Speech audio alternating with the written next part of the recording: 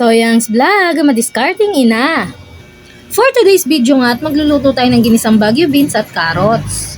Sa isang pan nga ay maglalagay tayo ng mantika pag mainit na ang kawali. Pagkatapos nga, pag mainit na, ilalagay natin yung hiniwa-hiwa kong pitsong manok.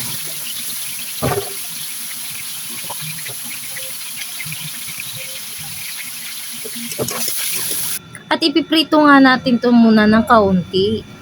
Halu-haluin lang yan hanggang sa mag-brown ng kulay ng manok.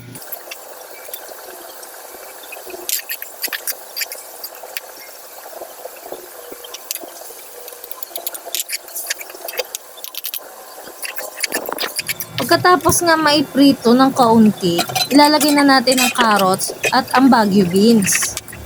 Halu-haluin nga lang natin ito. At dyan nga po ay maglalagay na rin po tayo ng pampalasa, ng asin, paminta at seasoning na gusto nyo pong ilagay. Pagkatapos nga po ay haluin lang po natin ulit ito hanggang sa magisa siya at lumambot. Pwede nga rin po natin lagyan to ng kaunting tubig para merong sabaw.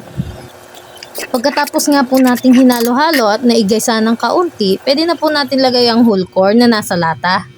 Isama nyo lang din po dyan ang kanyang sabaw para malasa. Pagkatapos po niya, naihalu-haluin ulit.